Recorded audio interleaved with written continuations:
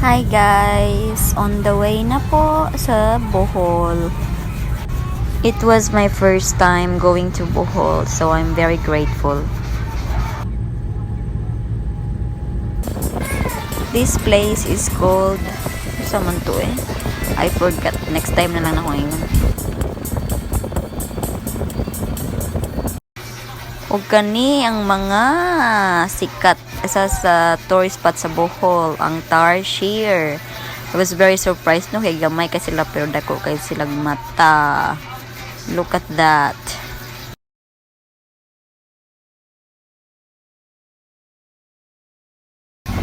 Nya kani padong namin sa Chocolate Hills. Ano ko pinagpumatilaw.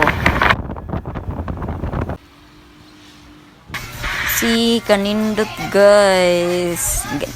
Grabe, na-amaze jud ko sa place. Kay super ka-fresh sa hangin og aligri kay pag-ara ka doon. Og ni adto mi sa mga zoo. Ato mi zoo ni tanaw mi first time na ako kitag tiger guys. As in. Og first time na ako makakita na nga animal. Ambot unsa nang animal we. It was also my first time para magkahikap ko og snake. Oh my god. It's a mayor. Yeah, naapod sila like crocodile. O kana amo to singan ana eh.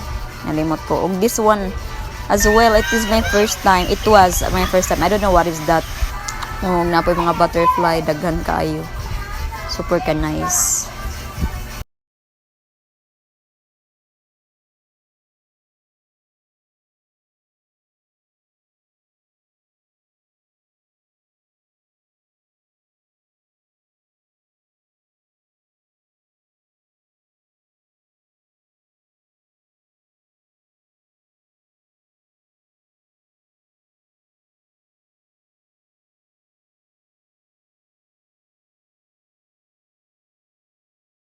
First time na ko makita og kana nga hayop, but I don't know, I forgot unsay name ano eh.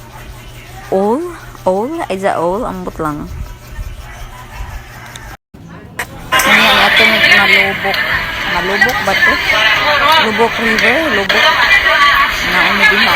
It was quite expensive but it was worth it because nice tayo ang place.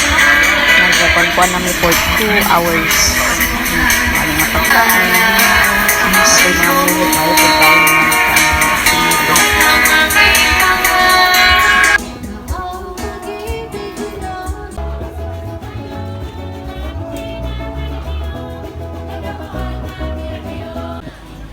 kaning grabe na akong pagkaibugan ng place. It was very nice food.